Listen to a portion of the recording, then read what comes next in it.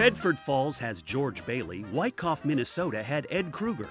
So when Ed passed away in 1989, the town decided to keep his homemade museum alive. It's a truly odd array of stuff reflecting its owner's refusal to part with almost anything. Diane. Hello, welcome to Ed's Museum. Who the heck was Ed, and why does he have a museum?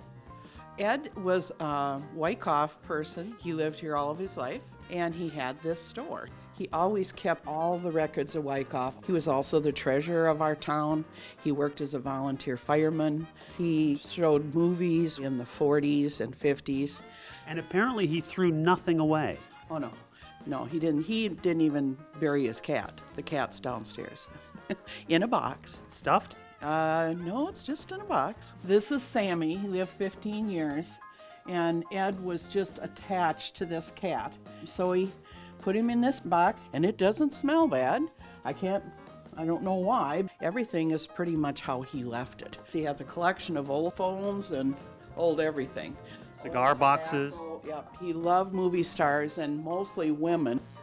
Every magazine he ever got is here in the museum. Yep.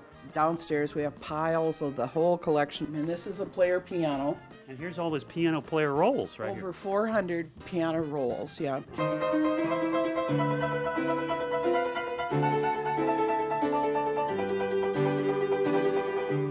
Ed would probably appreciate it that you've taken care of his museum and kept it going all these years. Oh, right. He would be so proud. I'm sure he's dancing in heaven just knowing we're doing this.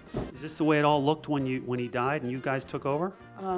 It was a little more boxes and things like that, and of course needed a good scrub down. What is the significance of this alarming-looking doll here? And this is Ed's wife, and she died in the 40s, 1940. So does that face pretty much look like her? No. It is her gloves, her dress, and her hat. So that's about the closest they could get. A little bit creepy. Yep, and her shoes, yep.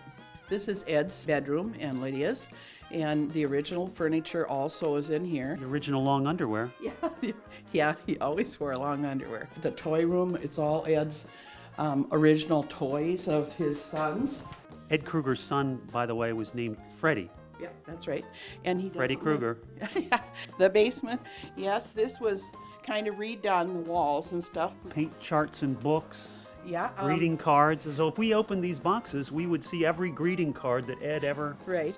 All his record albums looks like over here. Oh, yeah. He had a lot of record albums. Some would argue that this is just a collection of some guy's stuff. What makes it a museum?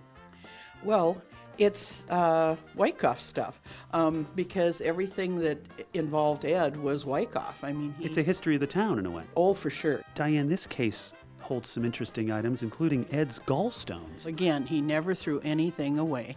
I'm sure lots of us have had them taken out, but did we keep them? No. I'm not sure I've ever had a gallstone. Certainly not 25. I think I'd remember that. Yeah, he kept them in this little jar, along with his gold teeth that he had taken out in this other little jar. I guess it would be even weirder if he had somebody else's gallstones and teeth. Yeah, well, he probably would have kept that too, I'm sorry to say. Diane, if somebody wants to pay a visit to Ed's museum, where should they go? We're in downtown Wykoff, southeastern Minnesota. And you won't always be here, but Ed will be, right? Ed will always be here.